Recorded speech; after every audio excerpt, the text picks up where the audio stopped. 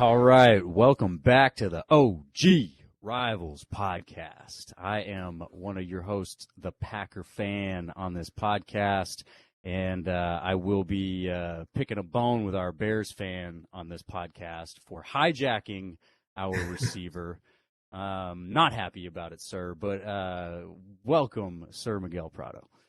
So much has happened. And thank you for that warm welcome or hostile welcome. I started to feel you out a little bit here. A lot has happened. So our first episode in November, Myles. Yes, and sir. with that being said, the trade deadline was November 1st, and we were tracking that. We were monitoring that last week, and we had a few what you can call them hot takes. Maybe you tell me, where we got into maybe some trade scenarios, and one thing that we did say was the rosters will look very different this time next week. I'm excited to record next week. Here we are, and boy, there was some action or inaction, right? It's a tale of two cities. Well, your roster looks different. Our roster doesn't look different. Not much action there. Gute, do you think he was wheeling and dealing? Well, we know, right? Spoiler alert, we know that there was some phone calls that were made. Well, apparently he was ready, and he had that second round pick ready to fire off. And Mr. Poles over there came in and said, "Hey, our second round pick is more valuable. Why don't you take this one?" And they did. Well, do you think that's how it went down? Or do you think that the Steelers organization knew that they had division rivals on the phone and leveraged that, considering another wrinkle, the Bears had 2 second-round picks. So I think it may have been a negotiation leverage for Pittsburgh, without getting too deep into what I think happened and everything there. Yeah, we'll cover it. Don't you think that maybe that had something to play because of the draft position that was at stake there? I have a theory, and it's also related to Khalil Mack. So stay tuned and strap in. Man, this is a good episode. Episode 14. We're out of the gate here. Lots to cover, but before that, I think there's a pretty exciting opportunity and offer here for our listeners, our loyal listeners. Absolutely. You know, Packer fans, we're going through it, y'all. And the Bears fans, we're not going to let them forget that they just got whooped by 20 points. So they're going through it too. We all need to feel better today. So that's what we're going to do. We're at Liveleaf Remedies. We're over here working every day to help y'all feel better today. We are building natural remedies by combining cannabinoids like CBD, CBDC, CBN, CBDA, CBG, like all these, man, acronyms for days, with natural vitamins that you're familiar with, know and love, minerals, fungi, some of the mushroom work we're doing, not the fun kind, but the feel-good kind. So all sorts of ways that we're helping you take better care of yourself and your family with things that are growing right out of the earth. So one thing that we want y'all to do, we want you to check us out at lifeleafremedies.com. Go check out all the different natural remedies we've got. Subscribe to any product, and you will not pay for shipping. Y'all don't pay for shipping. Don't pay for things you don't need. You can unsubscribe right away. Take advantage of it. We're not stopping you. We're not getting in your way. We're not going to put you through a loop of phone calls before you can unsubscribe. You're in full control of that. So go check us out. And one thing we're going to do for our listeners here today, and might be just something we continue to do. We'll see how this goes. But we're going to give y'all a bottle of gummies, 60-count gummies for free. This is not the promotion we were talking about last month. This is for y'all. This is for the OG Rivals listeners, all right? We're giving y'all a bottle of gummies. All you got to do is, sir, what do they got to do? Well, we are the People's Podcast, and it is the holiday season, Myles. It is upon us. So I couldn't be more excited for this giveaway here, and to really enter for that free 30, is it 30 pack, Myles? Oh, we're doing a 60, man. We're Oh, giving you look a at 60 that. count gummies. Look at that. Look at that. Silly me. We're doing a 60 count gummy giveaway, and all you have to do is what you're already doing, and that's spike that like button, leave us a comment, and subscribe. Talk about us at your next tailgate. But that like button, that subscription to the YouTube channel, and a comment, let us know how we're doing, and you're entered to win that 60 count gummy Life Leaf Remedy giveaway. Right on. We will draw that this week here, probably tomorrow. And, well, maybe not tomorrow. Give the listeners a few days to get in on it. Not everybody listens right away, but we'll draw that this week before the next round of games. And we'll get the winner hooked up with some sweet dreams that taste delicious. And then, maybe next week we'll do a different product. It doesn't have to be the Sweet Dreams gummies every time, but we'll get into it. As you were teeing that up, you were saying, us Packer fans, we're not too happy, maybe not getting good sleep these days. I think Bears fans are sleeping just fine. I think Bear fans are getting some of the best sleep that they've ever had. Get out of here in their lifetime. Get out of here. Miguel's projecting on the rest of the fan base. The tides are turning. I think, if anything, if we're just going to stay focused on maybe my side of the street, the Chicago Bears, it's an exciting time. And I think you asked me here, getting ready for this conversation tonight, is, how do you feel about that 20-point loss? And even before any of this happened, right? Any of that trade deadline moves or any of those transactions, I felt pretty good about it. I felt pretty good about that. I think you can call it a blowout there with the final score, but if you watch that game, it was 28-23 in the third quarter. And that was after it was 28-7, where Dak Prescott and that Dallas offense just was scoring at will. And I'm not talking field goals. I'm talking Dak Prescott touchdown, Tony CeeDee Lamb Pollard, touchdown, Tony Pollard touchdown. I mean, these were touchdowns that were just back to back to back, where you felt, oh my goodness, can I sit through this game? And then I think something very special happened, and that's Justin Fields. Justin Fields brought them back in that game, and then you can say it just got away from them for being the worst team, right? Like, overall, like, they are the worst team in that matchup, and that showed in the late third quarter, or in the rest of the fourth quarter, the rest of the game, ultimately falling 49-29 to Dallas. But the main takeaway, which is now a consistent pattern, is the Bears might have their guy. And I think the rest of the moves that Ryan Poles did this week may reemphasize that with how they view Justin Fields at Hallis Hall. I think if you're Ryan Poles, there's no way that you have any doubt that that's your guy. Like, you have to be acting as if that's your guy, right? Yeah, well, this isn't talked about a whole lot, but I always like to go back to the offseason and teams looking for that next GM hire this past offseason. And Minnesota, Ryan Poles was their guy, right? They wanted Ryan Poles. They were lined up for an interview / meeting in Minnesota for that GM position, and he never left Chicago. Yeah, right? I remember that. That's one of those stories that came out in the offseason is, he never made it out of that Chicago interview. We all know what happened, right? He took the job. When you look at it through a specific lens, and it's just the future of the franchise that you are essentially, syncing up with. It was Kendall Moore, right? You could say the future for Minnesota. And we all know they're 6-1. We all know what's going on right now in the division. But the long-term future, it was Justin Fields in Chicago, right? Or Minnesota's quarterback situation. So I think it's fair to say that he may have made that decision before he ever accepted the job, and maybe Justin just reaffirmed that. But that's what I think. I think you kind of have to. it's like any job. You read the job description and you kind of start to think about whether you can do the job or not, right? And Justin Fields had to be part of the job description for him. And I personally, just as an observer and a Packers fan over here on the sideline, Kirk Cousins or Justin Fields, I'm going Justin Fields. And I know a lot of people look at me and go, Kirk Cousins is way better. Yeah, fine. Yeah, he is now, but he's also way more expensive. He's way older.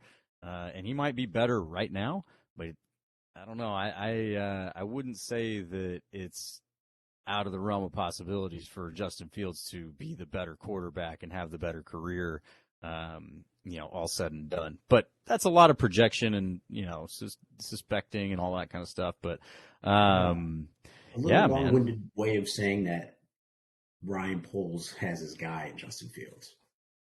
Hard to argue with. And we've had that conversation here, really every week on this podcast because it feels like, you're Jon Snow over there drawing your sword with the horses coming at you with the rest of Bears Twitter calling you crazy for thinking that Justin Fields is a good quarterback. Because, I see some takes now that we've got both of them, coming through the Twitter feed. Boy, there's some people that do not like Justin Fields at all. And I don't know, man. I don't see it. Yeah, I can't imagine, and I think this is just different, strokes for different folks. I can't imagine watching with your own two eyes, watching the Bears for years, right? Maybe decades of watching Chicago Bear football, and then watching 16, 17 games. He just wrapped up his first entire, I think it was, he started 8 games season 1, and he started 8 seasons now in his second season. So he's technically got a full year of starting under his belt. And if you see that sample size and even get smaller there and just pick out season 2, right? And focus on the second season and say that he isn't a franchise quarterback or has the makeup of building a team around him as a franchise quarterback, it's not even worth arguing with you. If you don't feel that he has what it takes, right? And you're holding on to, you're cherry picking interceptions or you're cherry picking stats and your whole thesis is Justin Fields is a franchise quarterback. Nothing's going to change your opinion, right? Because he's doing that. He had the best game of his career he had in Dallas. Right. And that's a good Dallas team. I predicted them to drop that game. I didn't think that it would be a dominant performance of that team. And we can get into the onesies and twosies of why that was a dominant performance by Dallas, because that defense for Chicago didn't show up. But Justin Fields shined. He absolutely shined. And so this is, again, maybe getting a little long-winded for, how do you feel about that 20-point blowout? I felt incredible because at the end of the day, Justin Fields looks great. And that's all that this should be for that organization and for Bears fans is a season-long evaluation of that quarterback position. Everybody else is on a make it, prove it type of deal. Not to exclude Justin Fields from that, but Justin Fields is in a position where he's proving to a front office, a new GM, that he can be a guy that you build an entire roster around. And I think we're starting to see some of that. Well, yeah, and, like I said, we've talked about this almost every week. And one of the things that I've said is I would expect to see him progress each week. You expect to see him to get a little bit better each week, do something a little bit different each week, take on more, just kind of grow as a young man in a professional. And you're seeing that, that's unfolding. But we as fans, a lot of times lean on stats to prove our own points. And I think to a fault, but when you're trying to talk about subjective versus objective, it's tough, right? It's tough to say, well, he's a good leader. Well, there's not anything that really just measures that. But I think if you're the Bears front office and you're watching this young man, and particularly against Dallas, man, and this is a bone that I have to pick with the Packers defense. We'll get to the inverse of this. But he had to put the team on his shoulders, not as the guy, but as the offense, right? The defense you said doesn't show up. It's very difficult when the other side isn't doing their job and you're consistently going back on the field with your back pinned against the wall or in a worse position than you were before. And that was like just series after series. Justin Fields, he'd drive down, he'd bring him back. Like you said, you guys got 28-23 at one point. He's just fighting, and he just couldn't do it the whole time. But the fact that you never saw him just kind of deflate, right? Like, we're just not going to win this game. You just didn't see it. He got that dog in him. He just kept fighting. And that doesn't show up on the stat sheet.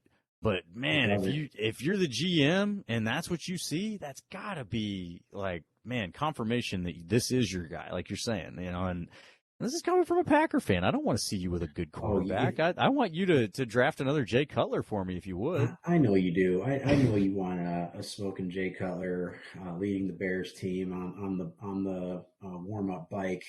Love me some Jay in the conference championship, right? I think that's what you would want as a Packers fan. But to your point of you're in your owner suite or skybox and you're Ryan Poles and you're watching, Justin Fields. He did an impromptu press conference. Yep, we talked about that.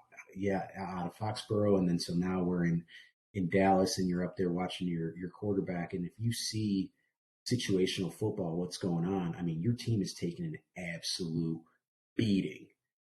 Then, not only that, you're in a hostile. I mean, I would say AT&T Stadium is not somewhere I want to go play football. It's hostile. When the Cowboys fans are riled up, it is hostile. Now, when they're riled up, they weren't always that way. When they're riled up, that stadium is rocking. It's rocking, right? And you don't have that environment everywhere in the NFL. You would think so, but you don't, right? No, you don't. And that's why I say, like, in this situational football, take that into account.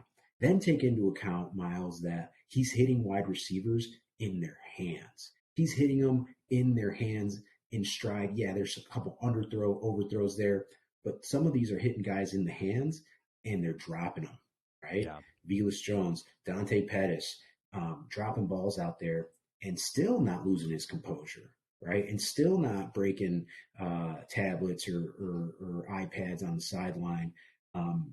And yelling at teammates and rolling his eyes. Well, now we're getting a little personal here because I think there's someone else that might be doing that. But as a GM, you're watching your quarterback and he's getting hit, right? He's running. Some of them designed, some of them not. Some of them he's running because the protection is kind of shaky. That's me being nice. So he's getting hit. Guys are dropping balls. The crowd is going wild. And dude is ice cold. Ice cold. You can tell, Myles, when guys are rattled, right? Like I think, what was it, the Ole Miss quarterback, freshman quarterback that went into that Ole Miss game, and he's out there and he's shaking. The moments, dude, there's big moments. Yeah. There's moments that are bigger than the game itself, than the Dallas Cowboys and the Chicago Bears. There's moments that are bigger than that, right? And I think we saw that Justin Fields can step up to the occasion. He would have scored, and I say him, right? That offense led by Justin Fields would have scored over 30 points for the first time in back-to-back weeks in God knows how long. And the reason they didn't, you can point to, is say, well, they were going for 2-point conversions because they were down by so many, which at that point, it makes sense, right? Like, hey, I need these 2-point conversions. They didn't convert on any of them. So they finished the game 29 when if they were just cruising and Cairo Santos is hitting those gimme, and they're not really gimme these days, but he's hitting those extra points. You're at 31 points. Yeah. As a Bears fan, and I think you and I kind of touched on this before we started the combo, is I can't tell you the last time that every time the offense went on the field, I thought that they could score. Right. And in this type of game, again, going back to situational football where you're behind and you're watching games, and I know maybe this might be new for you, but for me as a Bears fan, I mean, I'm like a mathematician when I'm like, they need an onside kick, they need 2-point convert. Like, I'm just going through every scenario where it's like, where we just need this to happen and we're in the game. We're still in the game. We're still in the game. Right. We're down 28-7. And Justin Fields orchestrating drives, sustaining drives at AT&T Stadium, scoring touchdowns, throwing touchdowns. And N'Keal Harry got his first touchdown, right? We got to talk about that with some of the movement after this game, but man, it's definitely something to get excited about. And Well, and it was a yeah, tight game, man. There's one sequence specifically that I remember watching and just going, "Oh my gosh!" It was 88, your tight end. He got a penalty on a third down that they had converted. It keeps him on the field, or pushes him back or whatever. And that was when Micah Parsons came in on third down again and got the sack, or it wasn't a sack. I guess he got the forced fumble or the fumble recovery and returned it for 6. But I just remember thinking, like, man, if that knucklehead doesn't get that penalty, it's a first down. Micah Parsons isn't on the field on that third down. Why? I don't know. How do you not have that guy on the field on third down? I don't know if he was on a snap count, Myles, because he's like nursing, and don't quote me here, but he's like nursing some sort of like lower leg or some sort of leg injury that has, they've been monitoring him at practice. And so I remember watching the game and being like, man, Micah Parsons should be out there right now. Well, that was a third down, and I was like, how is he not out there? And then 88, I can't remember what he got. It may have been a holding, just a bonehead call or bonehead penalty. You guys had the first down. It got called back, and then you gave Micah Parsons a shot to get back on the field on third down, and what does he do? He goes and scores a stinking touchdown, man. Like, talk about paying for a mistake. And so let me be very clear and say that Dallas is a good team. Right? Yeah, they're a good offense. I think no one expected the type of level that Cooper Rush could come in and sustain with Dak nursing that wrist or thumb injury, whatever he had. But that game, you can tell who the better team was, right? Like you could tell, and it was one of those where it's like, the breaks were flying off in the first quarter, right? Like the first opening drives, like touchdown. So like you're thinking like, oh gosh, like here we go, we're in for a crazy one. Justin Fields made it close, and go back to, we've said this since before preseason, when we were doing training camp preview episodes back in July, and very clearly communicated, there are going to be games where they're only in it because of number one. Yep. This I think was one of those games. Where I agree. The Bears, it had no business being 28-23 in the third quarter. No business being that score. Because Dallas was obviously the dominant team. I think that that division is one that, definitely one that's raising eyebrows with the Eagles and now the Cowboys. The Commanders are Giants too, man. Yeah, geez, golly. But let's keep it in the North, because I think, you said the inverse of some of the sentiment there, and then I think we can get into some of the trade deadline or lack thereof. But you're sitting over here saying, this might be the most fun and exciting offense you've seen for a Bears offense in your lifetime. Through 7 games, this is the worst Packers offense since 1994. Wow. Okay. So talk about inverse. Yeah. There's a few 4-12 seasons peppered in there, man. Like, this is not good.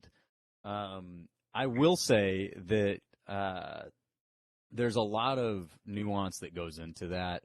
So, the impulsive Packer fans on Packers Twitter, and me being one of them when we're in the game. I'm most impulsive when I'm watching the game. I need to stay off Twitter when I'm doing that. But we all want to hit the panic button and say that, it's this reason, the specific reason. Fire Gute because he didn't get enough receiver help in the offseason. Well, you've got like 4 of your receivers who have been on and off IR or on and off the injury list already. Your top 4 receivers, just the string of bad luck that you've had with injuries there alone, you can't place the blame on Gute for not trying, because if all of those guys stay healthy, we're not having that conversation. And we've talked about some of the reasons why, and we got to see it on the first drive before Christian Watson got hurt again. Let's take a moment. Anybody criticizing that young man for that injury you need to sit down or go outside. But get yourself off the Twitter, get your head out of your own ass, because getting a neck injury like that, there's no control over that. That's not being soft. He's lucky he didn't break his damn neck. Yeah, there's no correlation to toughness with that type of injury. Absolutely not. His mom goes on Twitter and airs out these people that are just being disgusting towards her. First of all, it's like, good Lord, people, get a life. And second of all, just to see what happened, to see a young man be that close to breaking his neck, and then you have to have some kind of insult for it? No. Pound sand. Get the hell out of here and find a different team. Like, you are not the kind of person that should be a Packers fan. And that may not be everybody's favorite opinion, but just there's all sorts of things that I'd like to say about you right now, but we're going to keep it family friendly. We're the people's podcast. Yeah. So, anyway, Nine's injury happens really early in that game, but before, you already saw, like, in that first series and in those first few plays, that they were planning on using his speed. They had already done one jet motion. They were trying to open that offense up, and then boom, they get pushed right back down into being shorthanded with your receivers and having to figure it out. So, you can say that Gute didn't do enough, but you're not paying attention, and in the times that you've seen these receivers on the field healthy, there was a lot of optimism. The first couple games of the season, there was optimism there, right? There's 3 wins where those people looked good. The players looked good. The offense ran well. So, we can't get into this fire Gute, fire LaFleur. The guy firing LaFleur, you guys are ridiculous. The guy started 3 straight 13-3 seasons, and this is the one where he's starting to lose some games and actually, come down to earth and be pedestrian. Good Lord, quit being so spoiled. Wow.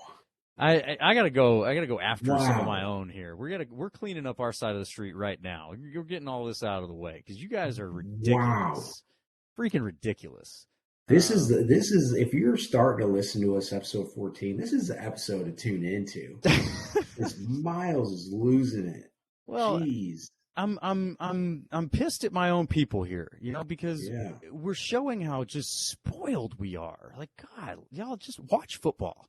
And I've got no shortage of being upset for how this team is performing. I'm not here to just defend a poor performance, but to say, like, you've got to fire all these people, it's just ridiculous. Now, Joe Barry, we could talk about that one. And there's stats to back that up, right? The defense has only gotten worse statistically since he took over as the coach. So, LaFleur, you hired a guy to make your defense better. He hasn't done that. And he's got all the talent you could possibly ask for. So there's a case to be talked about with firing Joe Barry, but LaFleur already came out and said not a chance. So we're just wasting our breath on that one at that point. But, yeah, anybody who's trying to fire Gute, fire LaFleur, pound sand, stop. Just stop. It's a lazy take. It's a spoiled take. And watch the season unfold. And I said this about the Claypool trade. I said, watch this. Watch these guys rip off a bunch of wins now and make us all look like a bunch of dummies for wishing they would have traded assets away. Now, that would be nice. I don't know that will happen. I don't have a whole lot of hope that will happen. But in that game against the Bills, I predicted a 42-14 whooping, and they didn't. That's not what happened. And if you would have told me that they would have lost even more players than they had going into it, they were already missing several. You have the Quay Walker ejection, which I thought was kind of ridiculous. You got DeAndre Hopkins over here taking a clear head-to-head shot, not even getting a penalty from the safety in Minnesota. And Quay Walker pushes a practice squad player and gets ejected. Like, what are we doing? How soft is that? Like, come on. It's soft, but I'm trying to be objective here because there was obviously a lot of angst last year with the taunting penalty that was just flying. That there was laundry flying every week. but I don't think you can put your hands on somebody on the sideline and Hey, expect to it stay in the wasn't game. okay. It wasn't okay for sure. Like, and in watching it, everybody says, well, the second guy gets caught. I didn't really see that he did anything. He looked like he was just kind of like almost helping him up. Now, maybe he said something while he was kind of reaching towards Quay Walker, and then Quay Walker was like, "What?" But it definitely didn't look like a called for reaction by Quay Walker. Let's say that. But at the same time, I thought you had to get a second unsportsmanlike penalty in order to be ejected. I thought your first one was the warning. So for him to be immediately ejected, and again, it's not like he pushed the head coach. This is a practice squad player. This is somebody he might know. This is somebody that, like, there might have been some jawing going on there. That's what I'm saying. Like, what you see and what actually happened might be different. It's hard to tell. But the point being, like, he didn't even, I mean, he just, like, he pushed him. It's not like he swung at him. It's not like the guy didn't even fall down. It's like, come on, guys. You got Aaron Donald over here ripping helmets off and swinging in training camp, and that went away. What happened to that? It's training camp. You're on the late afternoon game. You got He's swinging a helmet, dude. Like, he's going to take somebody's head off. It's apples and oranges. It's apples and oranges. Is it? It is apples and oranges because one is in the regular season during an NFL game on the sideline, and the other one. But it's like a push. He didn't swing. Again, he didn't even take him down. Like, yeah. And you're going to be okay with Aaron Donald in practice just, like, really trying to kill somebody? Like, what? You would have thrown a flag given the unsportsmanlike conduct. Throw the flag, 15, for sure. 15 yards. Absolutely. Yeah. Yes, but ejection? Yeah. That's soft. That's baby poop soft, dude. That is so soft. The only wrinkle I could think of is if that was a player in uniform with their helmet on and there's that same shove, it's a 15-yard unsportsmanlike. And that's it. I think because the guy was in street clothes, I think the optics were way worse, especially on Fox. They slow it down. You see, they make the push. They have the orchestra music in the background. I mean, you're like, oh, geez, here we go. I mean, that's what they do. That's what they do. This game, it didn't look good, Myles. It didn't look good. It didn't look good. No. It didn't look good. But I definitely think it was, and I'll say this: I don't think the Packers lose that game because of the Christian Watson injury. And obviously hoping for the best for him. I also don't think that they lose this game because of losing Quay Walker, right? I think it was one of those where it's like the Bears and Cowboys, where the better team just flat out won the game, right? And the better team did win. Yeah. Yeah. I think where it's magnified is losing to the Commanders, right? Like losing to the We got to go back to that? Come on, man. I thought we were moving on. I'm saying the whole sentiment of where the season is at, what happened at the trade deadline, all of that changes drastically if we're sitting at being 5-3 in Green Bay versus being 3-5, losing those games and in the way that it happened. Well, and I'll say, if they ran the ball like they did against Buffalo in those 3 prior games, you are very likely looking at W's. Definitely against the Giants. You beat the Giants if you run the ball like that.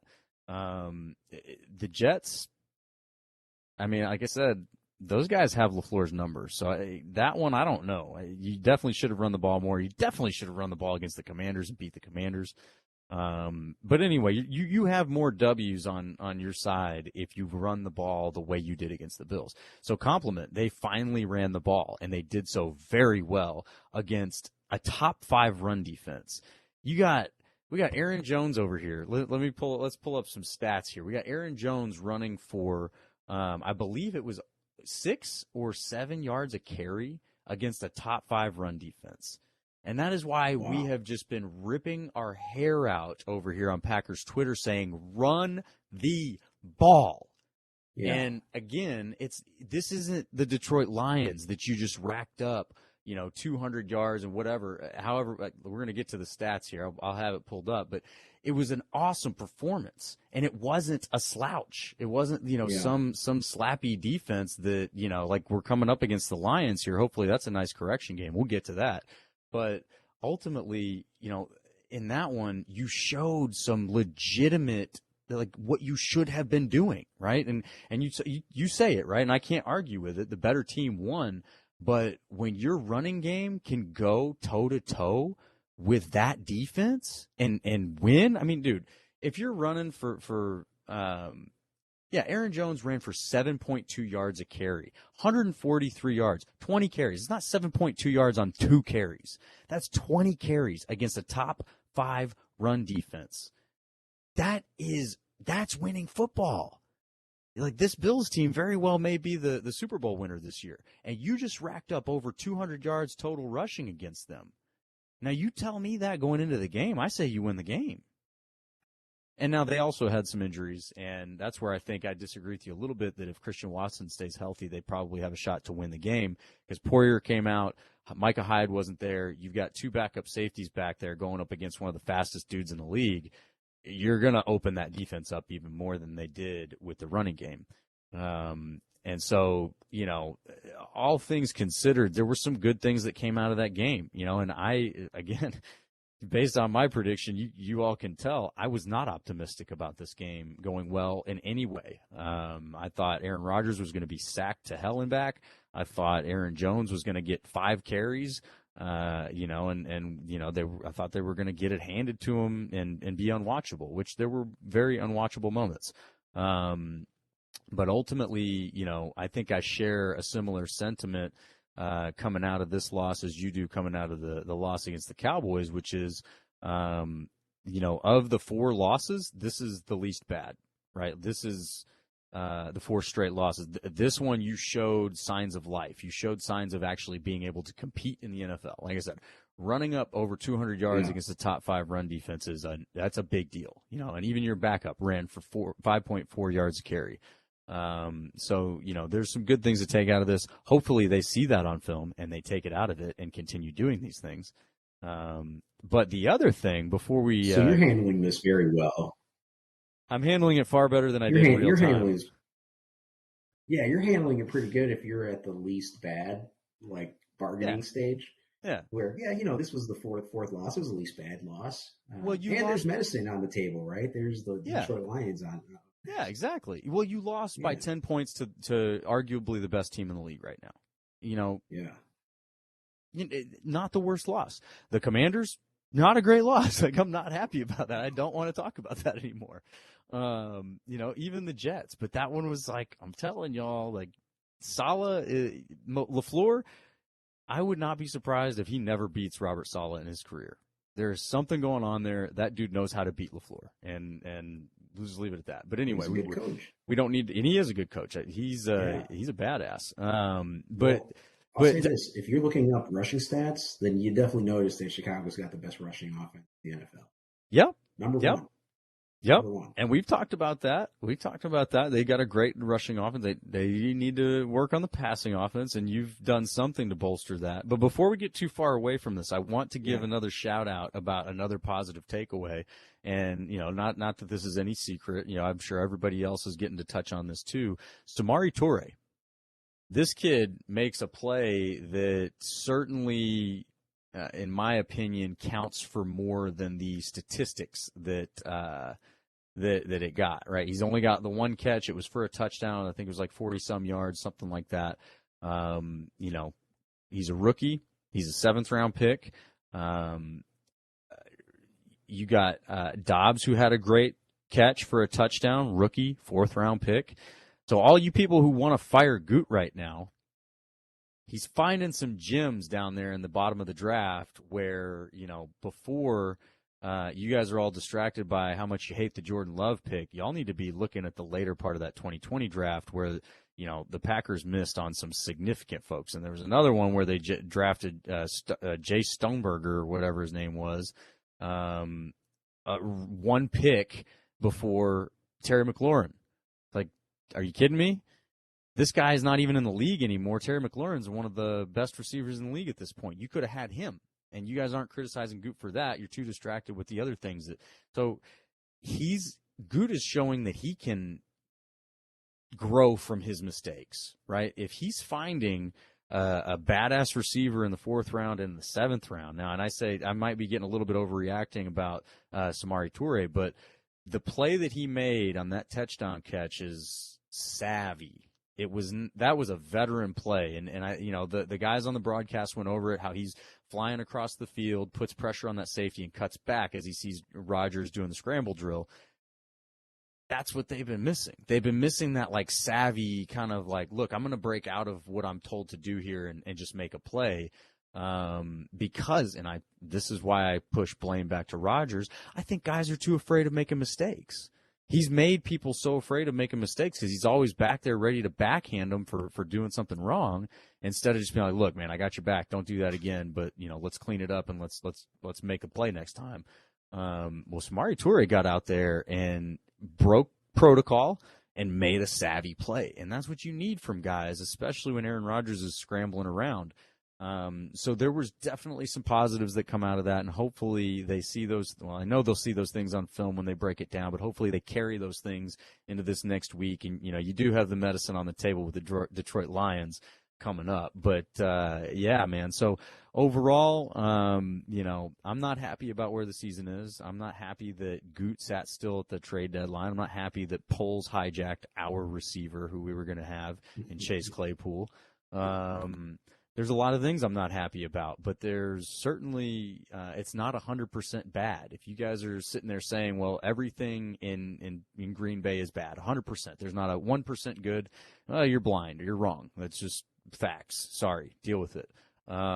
They do have some good things coming out of there. The run game could be one of the best in the league. If they would use it the right way, they're showing it can be one of the best in the league.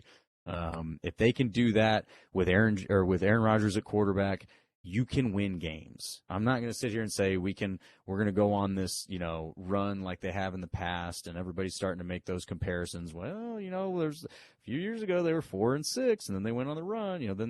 So it's still in that territory. You're not out of anything, certainly mathematically, but you got to acknowledge that there's positives out there. Otherwise, what's the point? We're supposed to have some fun with this, right? That's what being a fan's all about, and I think you mentioned a few things, and one of them was just the criticism that Gute's gotten with that wide receiver room.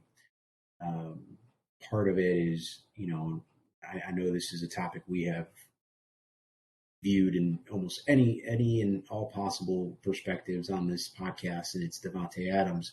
Oh, yeah.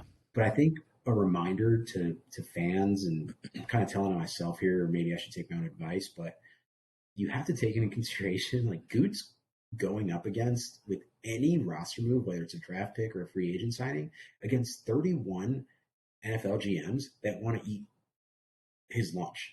Mm-hmm. It boggles my mind when the criticism is of a lack of GM moves, as if it isn't the most competitive league in the planet, right? So it's like, if you miss out on your guy, what are you going to do? You're just going to go overspend on somebody else? Like, no, that's not how a team is run. Well, and that's what fans want, right? Because we all play Madden, right? We're just making trades on Madden. Instant gratification. And I can't believe that we're here. If you are listening to this podcast and you live under a rock, you may not know that there were some trades that took place here at the trade deadline. But I think everybody else that's listening right now can't believe that we're about 45 minutes in, and we're not talking about Roquan Smith being a Baltimore Raven and Chase Claypool being the newest ex-receiver on the Chicago Bears. So I did tease a little bit that I've got some thoughts about this, and some of them are related to Khalil Mack, and you just kind of set me up perfectly there. We're kidding ourselves if we don't think that Gute is having to compete against these guys. And we had evidence of this back when the Bears swiped Khalil Mack right out from underneath him. That was, right when Gute had come in. I think it was his second season maybe.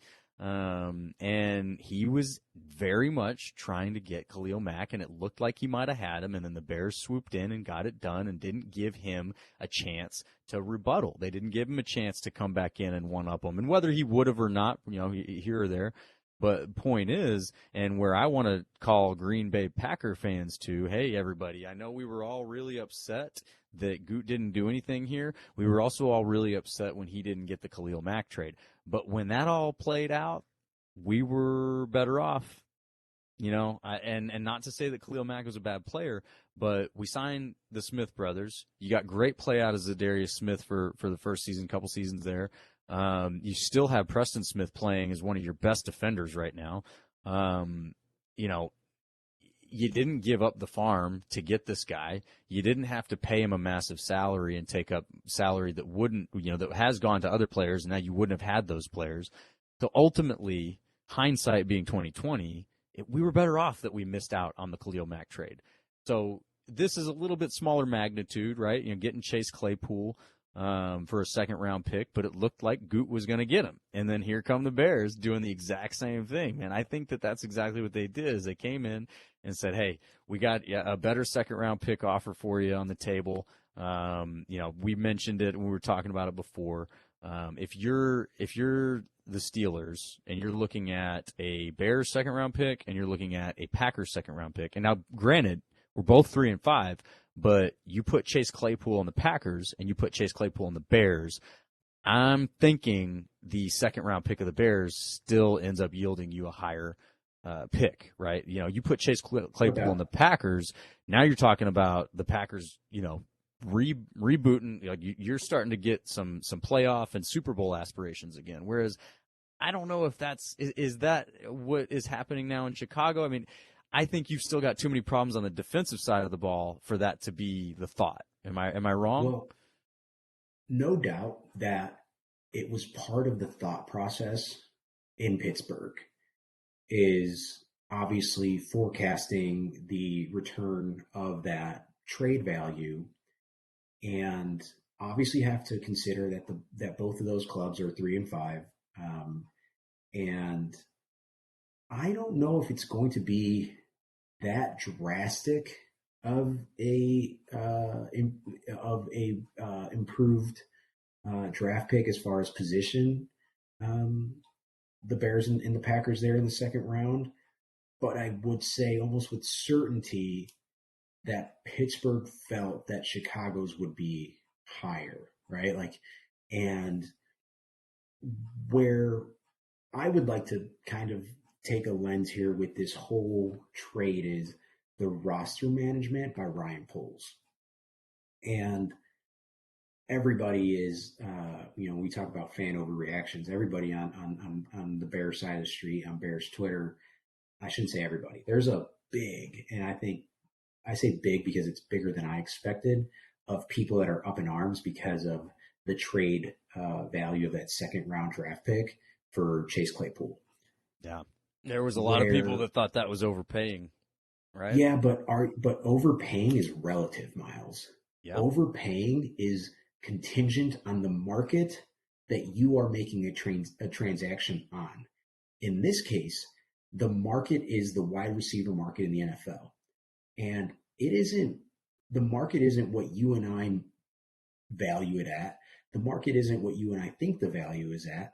The market is of the people on the other end of the line with Pittsburgh saying what they're willing to give up for Chase Claypool, right? So the market is defined by a lot of factors here, one of them being that free agent class of 2023, right? If that free agent class is A.J. Brown and Devontae Adams and some of these Tyreek Hill, Stephon Diggs of the world, right?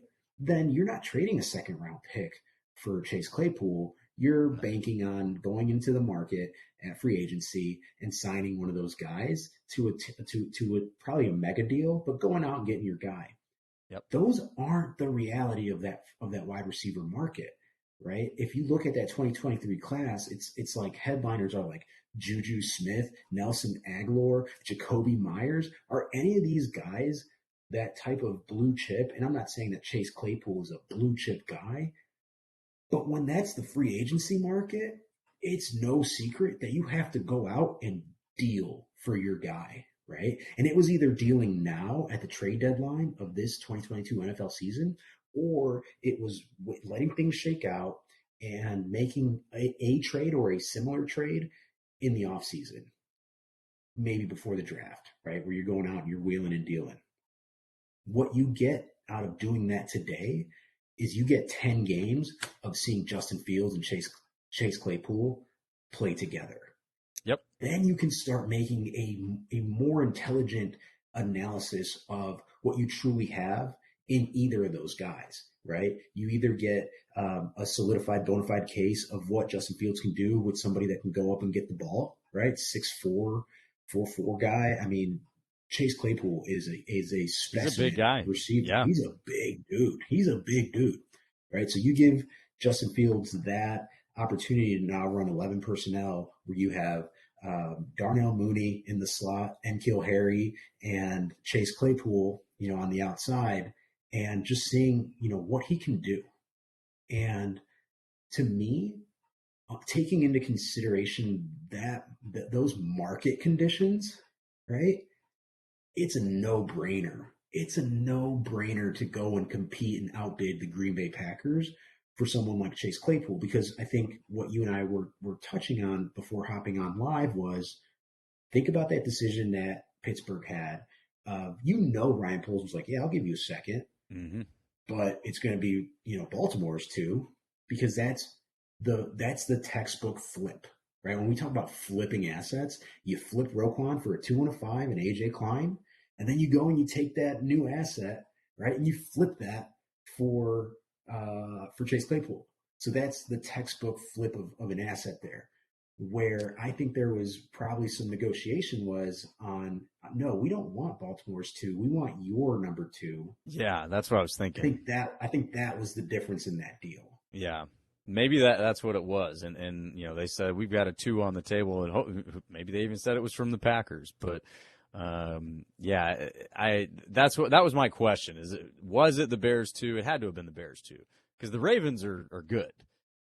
Yeah. Well, the Steelers, you mean, or are you talking about the Roquan deal? Well, the Roquan deal. I mean, and now that they've got Roquan, they're even better. So okay, so you're talking about the Ravens draft position for that 2 slot, right? Be like it'll probably be closer to the 3rd round, whereas the Bears' 2nd round pick is going to be closer to the 1st round, that first half of the 2nd round. Top 15 or somewhere in there. At least that's what you're probably assuming. And again, there's conversations with these guys. They're all probably poking at each other a little bit. They know who's got what record, who's doing what. And Ryan Poles, I give him credit. It's almost like he's started the 2023 offseason now. And good for him. You should, right? To your point, the faster he can get the guys that he needs to evaluate out there on the field so he can evaluate them, the better, because then 2023 comes along. Now something about what you have. Maybe you find out why the Steelers didn't want to keep Chase Claypool. Is there something, some kind of something wrong there? Dude looks like a beast, seems like an upstanding character. I mean, who knows? But yeah, it does seem like Ryan Poles has already said, like, look, I'm building this thing now. I'm not waiting for the offseason. And then by the time the offseason gets here, I'll know more about how I need to allocate my draft capital or how to attack the free agent market. Yeah, I think you're right. I think it's always important to have caution and take caution with some sort of return or some sort of asset return with a trade in the NFL, and because you don't trade the players that you envision being corner blocks in your organization, right? No. Like you don't do that. And he's 24 years old. He's I think the same age as Velus Jones Jr., who's a rookie, right, out of Tennessee. Wow. That's wild. He's in his first. Yeah, it's wild to think about it in that perspective. But I guess what I'm trying to say is he's a young wide receiver that has put up over 800 yards in both of his NFL seasons, right? And so I tweeted this, Myles. I said, Chase Claypool doesn't have to come in and be the guy. He just needs to be a guy. And he's a superstar. He's a bona fide superstar. And in Chicago. it's that receiver group fit. We were talking about Darnell Mooney being a number one. Like, well, he might be super talented. He might be the most talented receiver on the field. But if he has to be receiver one, if he has to be, your dog outside receiver, winning those matchups one-on-one and kind of dictating how the defense covers him, he's not that guy. He's that slot guy. He's that guy that is an offensive weapon and can be one of the most talented weapons on your offense. But he needs a compliment. He needs that other guy outside of him or on the other side of him that you can balance that game with. But 100%. And that's why getting Claypool, man, like that's great move. Great move. I don't have any criticism except you stole our receiver. Damn it. Well, I'm obviously ecstatic, right? And I'm ecstatic because you're right. What he has to come in and do is just probably play a more natural position. And I'm speaking of Chase Claypool. He was playing a lot, taking a lot of reps from the slot position in Pittsburgh, right? And so he can now play a more natural position with this scheme in Luke Getsy's offense. And now maybe the biggest takeaway that no one's talking about is Dante Pettis isn't your number two option anymore for Justin Fields, right? Like that's a big deal. That's a huge deal. Yeah. That's a huge deal. Another kind of backtracking here, you mentioned, like what are some of the risks that are being taken with the Chase Claypool? I think it's safe to say, right? And I think it's worth noting that his maturity maybe has been questionable at best, right? Like very infamously last year, celebrated a first down on a potentially game-winning drive with 8 seconds left and ended up caught like running the clock down to 0 because they couldn't get another snap off because he was out there celebrating. Yeah. Those are the type of risks, Myles, that I say that's where you make those risks. That's where like you can coach that. Yeah. You can coach that, and when guys grow out of that too, guys grow out of that too, right? That's what I'm saying. Like the maturity thing has been questionable. And I know you don't like when I say this. That's the position group where I say they're divas. They're wild like that. The wide receiver room is always where you're going to get your drama queens. It's wild card. You don't know what the personality is going to be like. I know, man. You're out there on an island. You got to be a dog. You got to have some screw loose up there. But what I like about this is coming into this coaching staff, coming into an environment where you have college teammates. You have Cole Kmet, Equanimous St. Brown, Sam Mustipher, who we all know on this podcast is not my favorite Chicago Bear, right? But Sam Mustipher, college teammate of Chase Claypool, Cole Kmet, Equanimous St. Brown. These are college teammates with Chase Claypool. So when you talk about guys mature, I think that this is the perfect opportunity to mature, right? You go back and you team up with guys that care about you, guys that you were in the trenches with, guys that you probably had core memories with, right? At playing college ball. Absolutely. Now you're all buying into the same system, and you're all. I think if anything, when you're traded anytime you're traded, I think as a professional athlete, your ego has to hurt a little bit. Yeah. Right? Do you mean you don't want me? You don't mean you want me? You yeah. Don't want me? Team? You drafted me? You don't want me? Which is a shocker, Myles, with Roquan, because they asked him at his first presser, and he's like, "I didn't see it coming. I'm shocked." And this is the same guy saying on me, right in the off season that puts out a 2-page note on Twitter from his iPhone that the front office has not been negotiating in good faith, right? And demands a trade. Yeah. And then is shocked that he got it. Right? So if you're up in arms that, and I get it, right? And here's where I will say I get it. I don't want to come off as this cold-hearted, because I think maybe I gave that impression last episode, and I was like, trade Eddie Jackson, trade Roquan Smith, trade David Montgomery, trade everybody, right? Justin Fields is the only person that you need to build around. Stack assets. Stack assets, because that's how you build a team, right? Yeah. When I saw the Roquan Smith, I was shocked, but I was like, let's go, let's go. We're getting some draft capital back. When I saw the well, I guess it's inverse because we're acquiring a player here, but even letting go of that second round pick, I was like, okay, that is awesome. I was bracing myself, Myles, waiting for that 1 p.m. Eastern trade deadline. And I realized I'm emotionally attached to David Montgomery as a Chicago Bear. That Oh, was one that I was bracing for. And I was like, man, if we get a 4, a 5, maybe a running back desperate team. But we know the value, right, on running yeah. backs in the NFL. I mean, it's tough It is to tough. have a lot of value there. But I think a message was sent by the front office saying, look, and there's a lot of criticism with the fumbles, David Montgomery and the average yards per carry, all that. But when you have the number one rushing offense in the NFL, the first thing I thought of was, if it's not broke, don't if it's not broke, don't fix it. Right? Like, you have the number one rushing offense in the NFL with Justin Fields, Khalil Herbert, David Montgomery.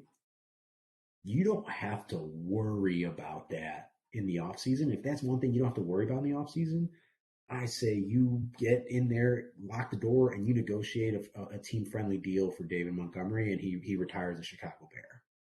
Right? Yeah. Like at that point, you know what you have, you know what you need, and you can focus on the offensive line, and maybe, I guess, now it's not necessarily a priority because you have someone like Chase Claypool. Um, but I think a message was sent to that running back room as well. Well, I mean, it's harder to do your job better than leading the league in rushing, right? If No you're if kidding. that's your job and you're doing the best in the league at it, I think to some extent, if Poles traded him, that might be somewhat foolish, um, and to your point exactly, like is a fourth or a fifth round pick really worth shaking up the best rushing attack in the league? No, man, don't do that. Um, but I'm with you on the emotional attachment because I feel the same about Aaron Jones. Just love that guy, and uh, you know sometimes it's irrational. The business and the smart thing is probably to maybe sign him to another couple-year contract and then let him go. Let AJ Dillon become your guy, but the intangibles of Aaron Jones, and not to mention the talent, like he is one of the best running backs in the league. Um, but the intangibles, he's one of the best dudes, man, and you hear it from everybody who talks about him. Everybody just loves him. You can see it. He's always in a great mood, and even when he was saying, kind of calling out, like, yeah, we definitely could have gotten 2 yards. That was it. It wasn't, f this, f that. This guy doesn't know what he's doing. We don't know what we're doing. Nothing like what Aaron Rodgers is out there lighting the world on fire with. He's just like, I'm putting money on it. We could have got it. That's it. Yeah, That was the storm. It all passed over. Everybody was like, "Oh no, is there some turmoil in the locker room?" And nope, that's it. So it's just yeah. when you've got and I would imagine the chemistry that you guys have in the Bears backfield. When you have that chemistry, again, we talked about it before. That's not something that shows up on the stat sheet. It's not something that as fans we can point to and go, "Look at this chemistry they got," though. But man, is it meaningful? And that's something that, I kind of mentioned about the Packers too. There's just no chemistry, especially on the defense. There's guys are out there playing as individuals, in my opinion. And I'm kind of hijacking the topic here. But it is, I think, important for Ryan Poles to consider chemistry and character when you're building that team and the foundation of it. And I would say that Gute actually has done a good job of that. I mean, you see that in re-signing Mercedes Lewis. You see it in re-signing Aaron Jones. Giving Aaron Rodgers what he wanted, bringing in Randall Cobb. Those are chemistry moves, in my opinion, and I think that shows that it is important. So yeah, man, very, very interesting trade deadline there for the Bears. Overall, how are you grading the trade deadline? Is there any criticism? Um, yeah. I mean, gonna get the homer label here, but I think it was executed perfectly. I think there was a plan, and I think the plan was executed perfectly. I think, the criticism maybe, right? Like you would have hoped that it was, I mean, the Ravens too, right? Like that was the first sentiment when we saw the compensation there for Chase Claypool. Was seeing it was a second round pick and immediately thinking, hey, that's the Ravens pick. And like you said, they're a really good team. They're going to make a deep playoff run here after the season. And finding out that it was R2, I think that's where maybe you can. But I mean, at the end of the day, they paid market price. They paid market price for a premium position. Can you be mad at that? I mean, No, I mean we you talked and I about worked together for many years, Myles. I think you may have heard me a few times say, "Scared money don't make money." I told my team that all the time. Yeah. Scared money don't make money, guys. Yes, sir. You want to be successful. Like you have to calculate. You have to take calculated risk. You have to go out there, right? Yeah. Like sometimes you have to put yourself out there. They paid market value for a premium position and completely changed the landscape for the offense. Completely changed it. Yeah. Yeah. Well, Chase Claypool. I mean, and you he's a mentioned monster. the market though. I mean, look what's out there. We talked about these free agent receivers. I've got the list pulled up now. I'm just like, Yeah, goodness go ahead. gracious. Go through it, Myles. Go through it. Well, Yeah, this it's is bad. It's ugly. I guess we'll start by yards because it's organizing by different stats. We'll start by yards. So Juju Smith-Schuster is your top guy. Jacoby Myers is the next. Mac Hollins is the next. I haven't even hardly heard that name before. Mac Hollins, Alan Lazard, Noah Brown. I can't even pronounce that name. Receiver out of Atlanta. Paris Campbell, Marvin Jones, Randall Cobb, Darius Slayton, DeAndre Carter, Nelson Aguilar. I mean, none of these guys are changing a roster, right? I mean, there's plenty of serviceable talent there, but all of them, and right now, all of them are on like $1, $2, $3 million deals. The biggest deal that's on the board right now is Nelson Aguilar is making $11 million.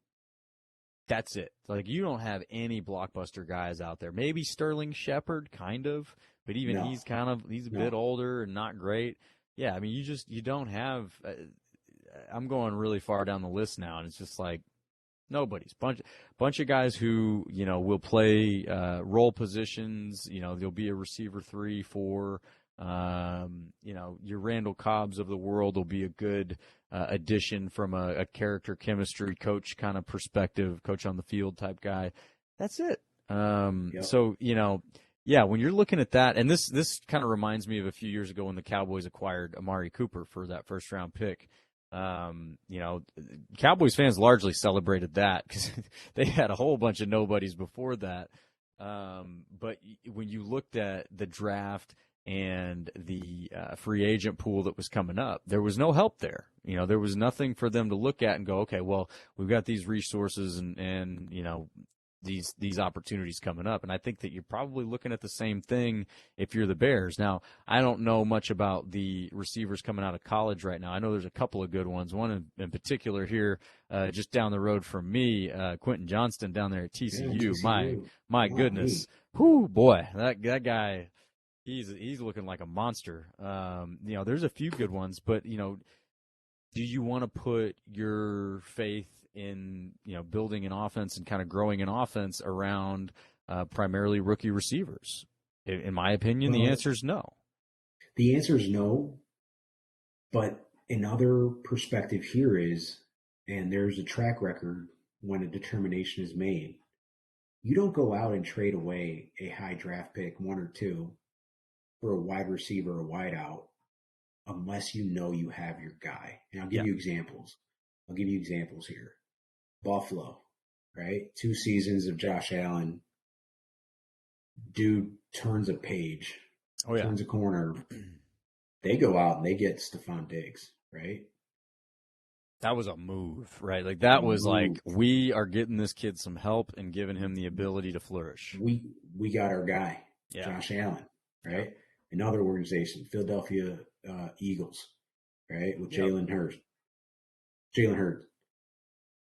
They go out and they trade for Tennessee for A.J. Brown.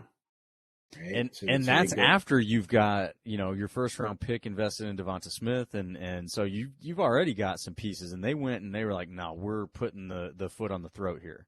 And look at what he scored 3 touchdowns last week, Yeah. right? In the Yeah, what first a half. beast. What a And beast. they're 6-0. I, Right? I, You can I make an will you can raise make my an hand and argument. admit to saying that I did not. I was doubtful Yeah, go about back. that Eagles offense. I did not. I did not think Jalen Hurts was as good as he is, and I certainly didn't think that AJ Brown was going to fix a mediocre at best quarterback.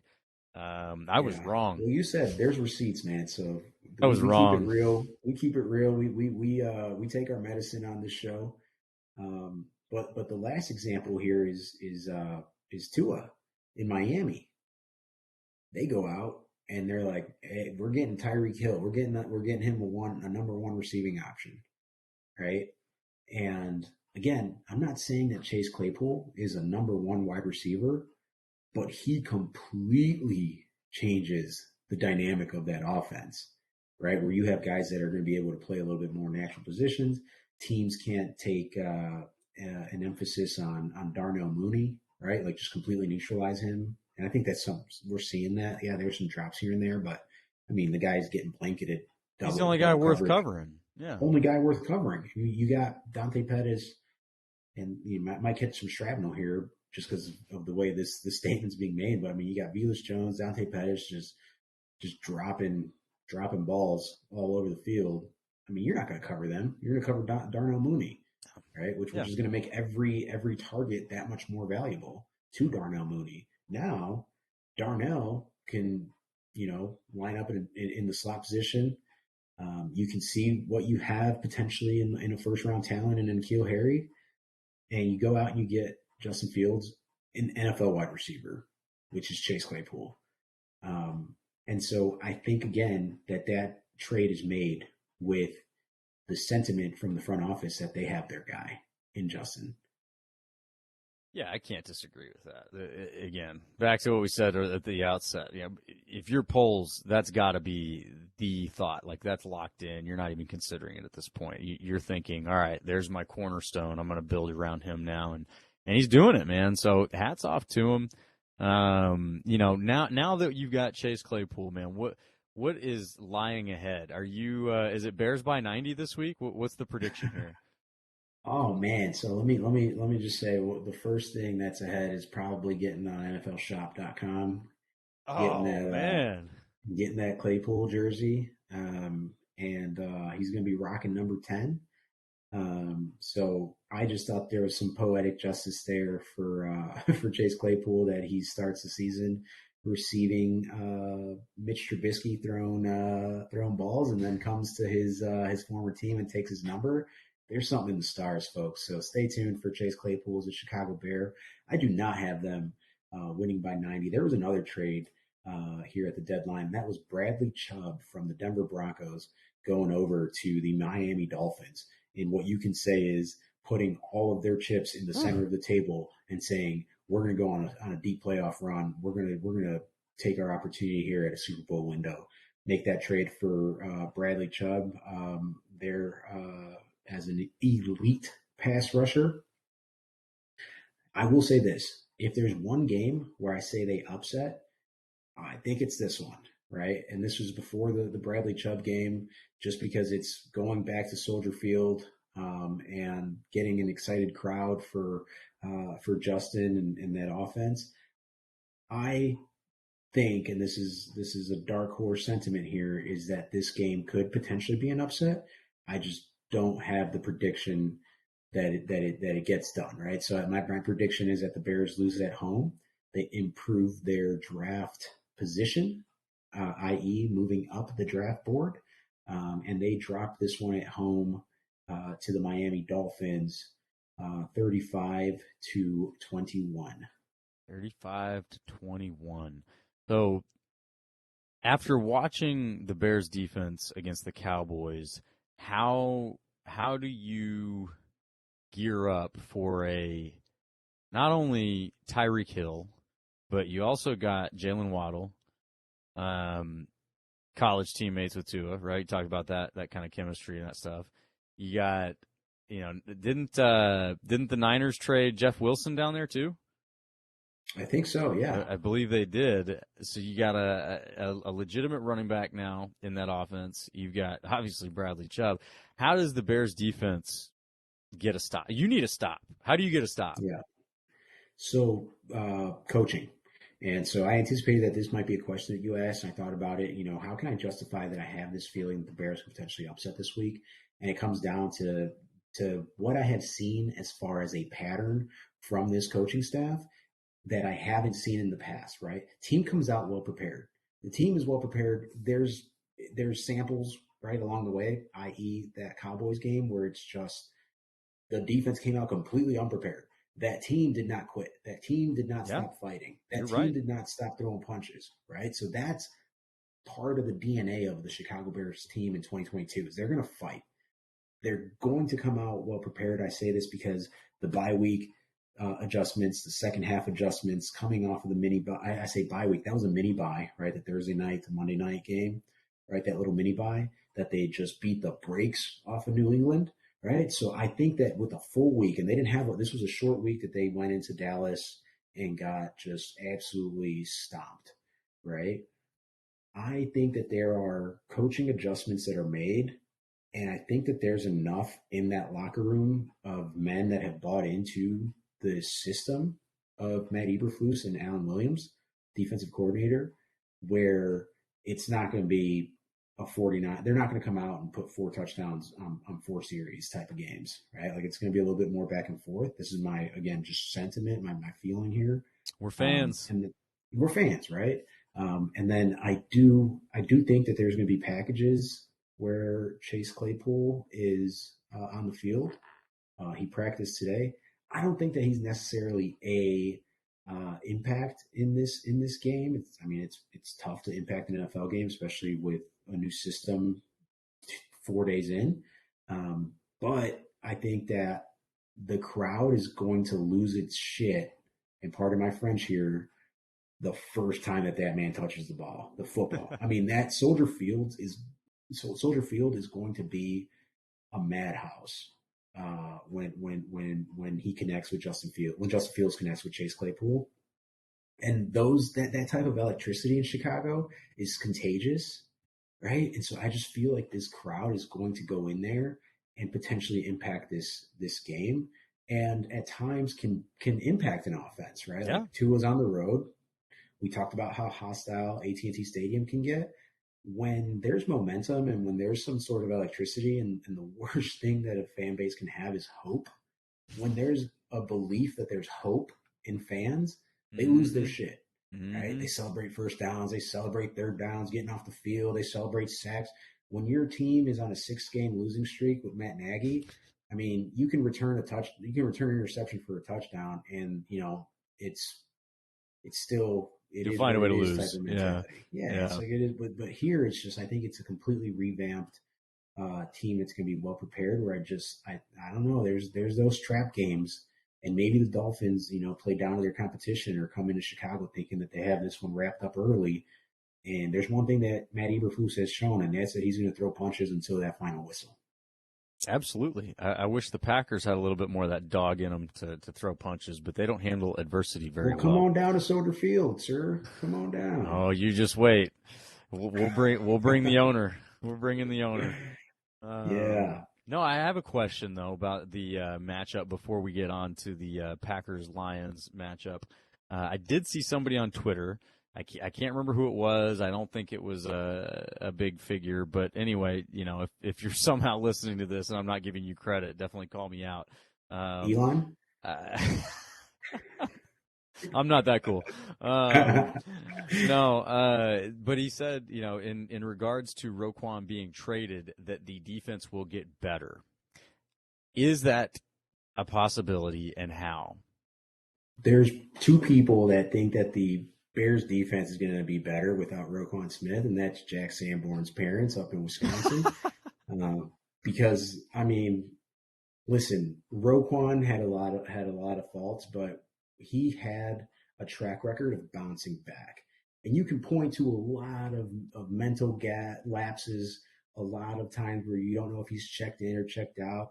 where he's out of position, where he's not impacting the game, i.e., Dallas last week. Yeah.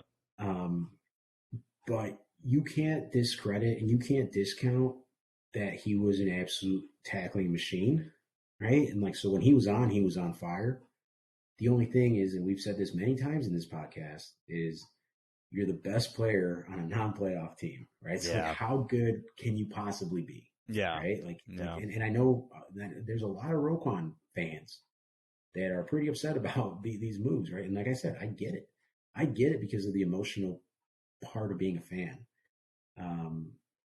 But Jack Sanborn has, and this is without Roquan Smith. This is a position that to Bears fans can be a sacred topic, right? When you talk about Brian Urlacher, Dick Butkus. I mean, this is a very, very important position to fans. It's not an important position anymore in the NFL. I don't think so. I don't think you can prioritize this position over a premium position on offense, like a quarterback or a receiver, offensive lineman. And I think that Jack Sanborn can come out and he's got to play like lights out. I mean, it's the NFL. It's not the Big Ten. But I'm excited to see it, right? Like I'm not going to sit here and say that I'm dragging my feet, pouting that we lost Roquan Smith. I'm ready for Jack Sanborn to strap up his helmet, and go out there and just have fun, man. Just have fun. You have no pressure. You're undrafted free agent. Just go out there and lay somebody out, man. You're middle line, you're offside, off ball linebacker in this system. Just go out there and have fun, right? Well, it's entirely possible that it was one of Jack Sanborn's parents that I saw tweet that.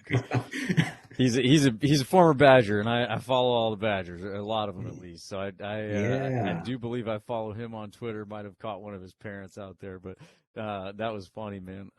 Young guy's getting reps, man. He played well in the preseason, didn't he? He did. He had some takeaways. He had some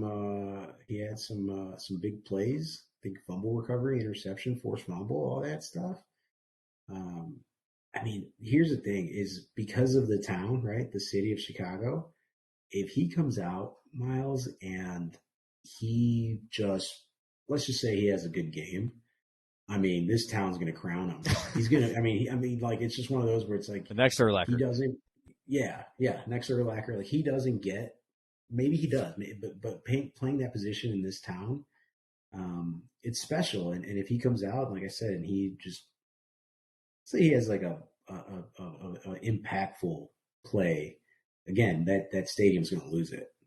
Yeah, no doubt. And it's twofold, right? I mean, you want to see the linebacker position play well, but if you trade away Roquan Smith and essentially don't take a step back or maybe even take a step forward, that's a fist pump win for your front office. As a fan, you're cheering on your front office at that point, and it's like, oh, we were right. We know best, that kind of thing. But to me, when those moves happen, like a Roquan gets traded, and you already have somebody back there that could be good or at least serviceable. The front office knows those players and the coaches know those players the best. So they may be looking at Jack Sanborn going, this kid can play. Yeah, it might be worth it to move on from Roquan and get what we can for him and build another asset. But, I was curious what you think about that because, it's an interesting thought. Yeah, there's a lot of folks that regard him, Roquan Smith, as one of the best linebackers in the league. I'm interested to see how he does on this Ravens defense where he's no longer – he's obviously, you can say, the best defender on the field, but he was playing amongst a bunch of rookies, right? And essentially. Well, Ravens run a 3-4 defense. Oh, okay, so it's a different defense than and so Vic Fangio – Chuck Pagano, and I'm forgetting. I shouldn't forget Vic Fangio's guy who he was defensive coordinator with the Bears too. They all ran 3-4 defense, 3-4 base, and Roquan. He was putting up insane numbers, right? I think he's going to go back to playing in that scheme, in that base defense at 3-4 in Baltimore. And I think I mean, he's on a nine game rental. I mean, let's call a spade, Yeah. right? Like, he got no contract beyond this year. Obviously, he's going to want to test the market. But I think just taking in consideration the type of team that Baltimore is this season, the type of playoff run that they are anticipating, that 9 game rental could turn into a deep playoff run, right? With Yeah. Roquan. So I think, and I hope so, right? Like, there's no hard feelings, and not that anybody cares, but there's no hard feelings. Like, I really respect Roquan. I wish him nothing but the best. I think he didn't understand the moment of that contract negotiation in the offseason. I don't think he understood the significance, or he understood what was at stake with how he handled it. And something had to happen when they came to the table, and Ryan Poles had to hear something that let him know that this offseason would probably be another back and forth. And he doesn't want that, right? So now he gives his head coach an opportunity to go out and have some say in hand picking his own guy, right? Whether it's a free agent or whether it's in the draft and it's somebody playing college ball now. I think it's a win-win for both sides. Yeah, I mean, it definitely looks like it. And you were talking about before, the front office doing right by guys, trading, who was it over to the Eagles? I can't remember. Robert Quinn over to the Eagles, giving him a Robert shot Quinn. to be Yeah. a contender, giving, Roquan a shot to be a contender. So, yeah, I mean, it does appear that he's doing right by the players, and maybe Roquan needed to give a little bit more patience to the situation. But, here you are. Now you both kind of, you got a win-win situation, it looks like to me. So, well, I'm done, being complimentary to the Bears. It's all I've got This tolerance is for. new, Myles. Yeah, But this is yeah, new. we've got some medicine up here for the Packers coming You up sure do. against the Lions and the Fighting Dan Campbells that I believe the McAfee show calls them. I am not one who watched Hard Knocks this season, so I didn't get to see some of the Dan Campbell antics and entertainment. But I will say this game makes me nervous. Ooh. One reason being the Packers have historically laid eggs in Detroit. I don't understand it. They've lost games there that they shouldn't have lost. There's probably been other times where they lost. They probably should have lost. But they just don't play well in Detroit, it doesn't seem like. Now, they don't lose all the time in Detroit, but they definitely don't play well there. So, you got a bad team there, but you're probably one of the most passionate coaches in the entire league over there. That team's not going to stop fighting, and they're not going to lose heart. And this Packers team does not do a good job of fighting. They do not do a good job of responding to adversity. If they get down to the Lions, I could see a lot of guys hanging heads and just sort of checking out. As much as I hate saying that because it's just such a BS thing to do.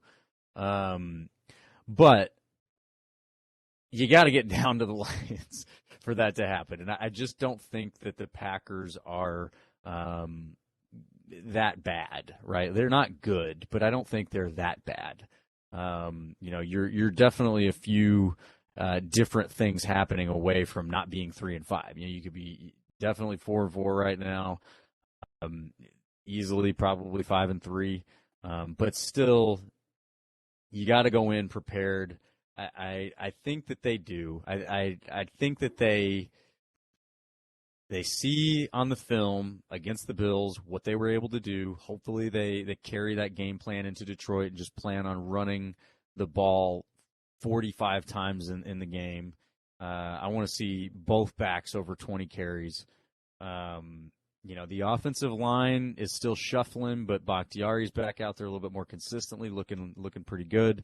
So hopefully, he can lock down the pass rush that the Lions have. That young man, Aiden Hutchinson, he's looking pretty good. But ultimately, I think that the Lions just don't have the firepower to beat the Packers. I think the Packers could come out with kind of a slow start and still win the game pretty handily.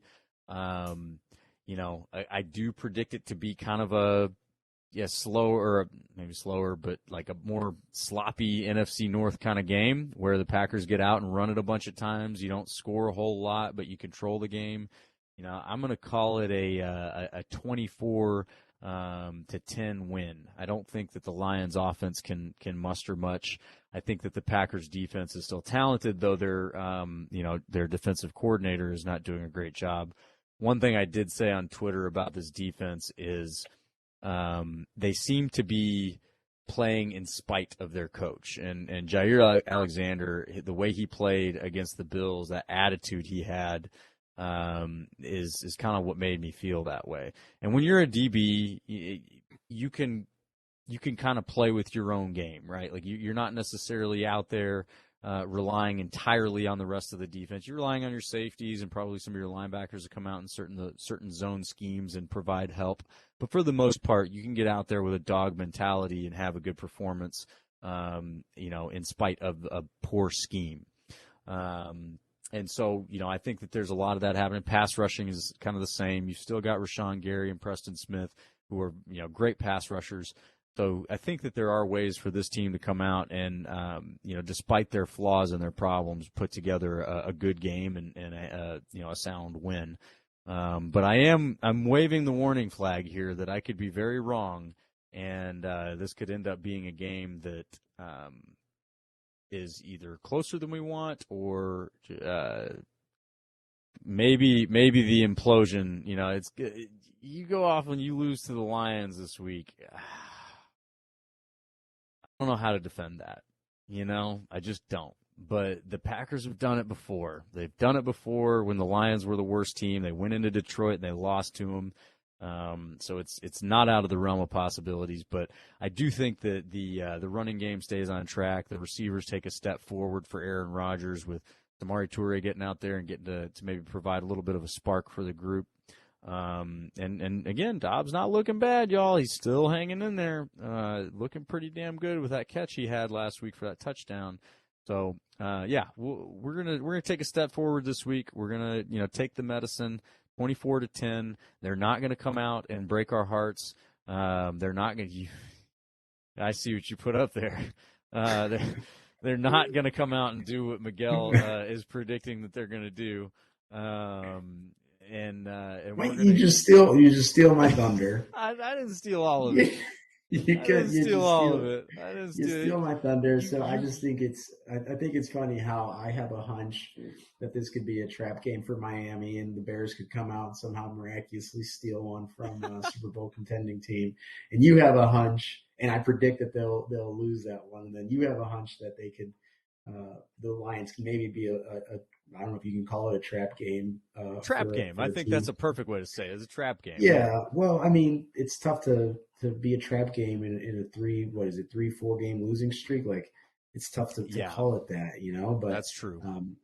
I think that it has that same type of makeup. I think it's NFC North game that's not even going to be broadcasted too far outside of Detroit and Green Bay. I think it has like one of the smallest NFL broadcasting maps this week. But I feel like this is one where it's implosion time. Oh man. And listen. So, I don't think that, as I was listening to you and, responding well to adversity, I just don't think that eye rolling and finger pointing and throwing your teammates under the bus during podcasts and, however you feel about it, I don't feel that is an indication that the team can respond well to adversity, right? Like that. Charles Woodson agrees with you. Okay, well, that's like a very fractured team in my opinion, right? Like, so, I think, well, kind of a little controversial here, but Dan Campbell, he's going off for kneecaps, man, every time he's going out to the field. Yeah, they may be 1-6, but that dude is one that he's going to throw haymakers at you every chance he gets. And he might land one and just knock your ass out. Yeah, well, I mean, they've been in some games where they had no business being in. Yeah. Right? That Seattle game is one that I think about, too, where they came out and put up some points. Yeah, I think they did that with Dallas too, if I'm not mistaken, Yeah, where they just they came hung out and around. they hung around. Hmm. And I don't think that Green Bay is one of those teams that can let them hang around and then just, it's classic Aaron Rodgers game uh, balls in his hand on the final drive of the game, and that means that Green Bay's winning. I don't necessarily think that that is the Green Bay Packers team of 2022. No, So no, I no. They have, proved that against the Giants. yeah, and I haven't, I don't know if it's an upset here. Got to check with Vegas, but I have the Packers 28, the Lions 31. That's got to be an upset. That has to, like, come on. We don't know. The Lions are 1-6. They've won one game, Yeah, guys. And they've been in yeah. games, but and I can't totally disagree with you. I am very critical of their ability to respond to adversity, but I do think that they're the more talented team. I think they're the better team than the Lions, and so I do think that they'll come out. And on defense, I think they'll be able to keep the Lions in check and give the offense a boost. And the Packers defense has played well in the first half of these games. With the exception against Buffalo, but again, one of the best teams in the league right there. But for the most part, in those other games that they've lost, they played really well in the first half. They let the wheels fall off when the offense couldn't provide any support, and they got sick of carrying the team, which, we talk about. Justin Fields, that didn't happen to him. I wish there was a little bit more of that dog in some of these guys. But, at the end of the day, we got to it's any given Sunday, man. We got to let it play out. I think I'm letting my homer flag fly a little bit with my 24-10 Let it prediction. fly. I got to do it. We're Speaking we're of, we're a people's podcast. this is totally unrelated, but this is a fan podcast, and I gotta fan out for just a second.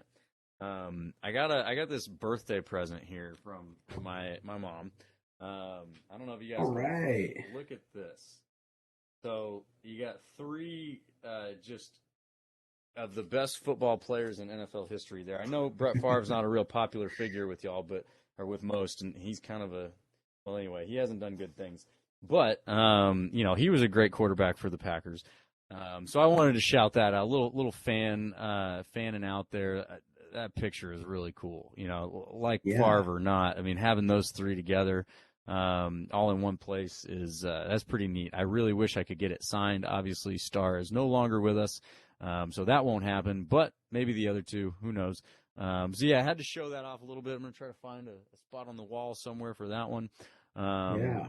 But yeah, so hopefully we get to have some fun this week, and we get to come back next week with 2 dubs, and we can really really get after it. But yeah, man. I mean, at this point, is there anything around the league we need to hit on? I think we touched on a little bit of the trade deadline with Miami acquiring Bradley Chubb, a division trade, which is rare, Myles, but Oh God, Detroit yeah, I shipped forgot about that one.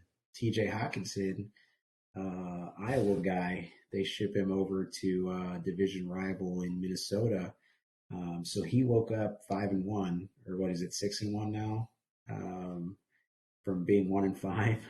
He So that's got to flipped feel that, good. didn't he? He flipped that immediately. Man, That was a head scratcher for me, Miles, because I'm old fashioned. Call me old fashioned, but I'm not trading within the division. I don't care what you're giving up. I don't care how enticing that move is, because if I got to play my guy 2 times a year, no. uh, that stinks, man. And back to this Packers Lions prediction here. I think that I'm gonna, not double down. I'm not changing my prediction, but I'm gonna double down on my confidence in that, because I think a front office that trades Hawkinson's a good player, man. You trade that out, and he's young. That's a piece you can continue to build around. I don't know why they're selling him. Yeah.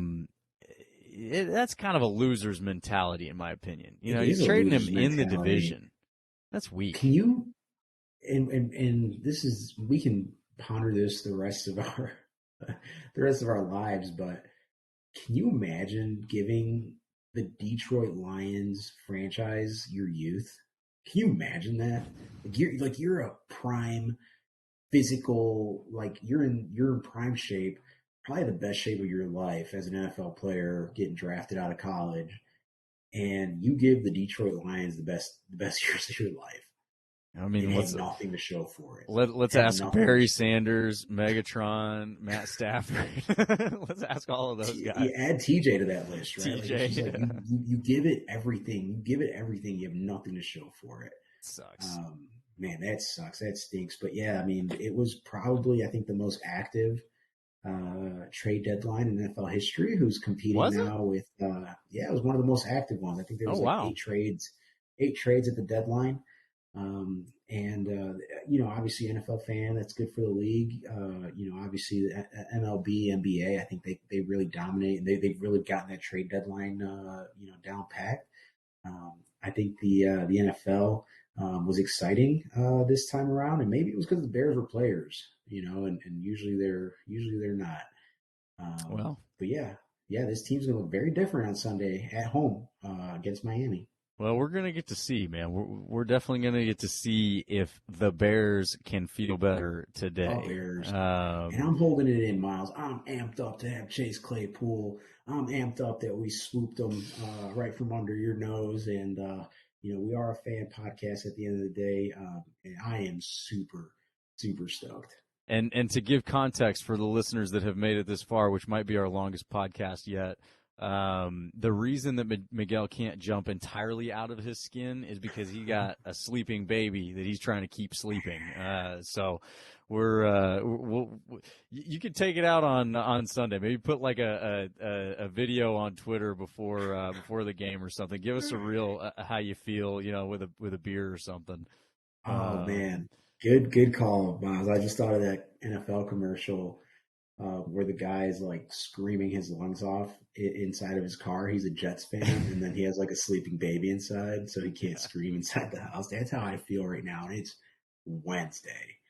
Yes, I am over the moon. I think it's going to be an exciting time, and it's an exciting time to be a Bears fan.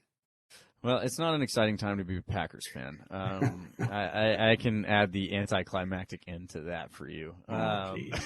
Give the people what they want. Give the people what they want, man. We will. When we bring the owner of the Bears back down to Soldier Field, we'll give them what they want.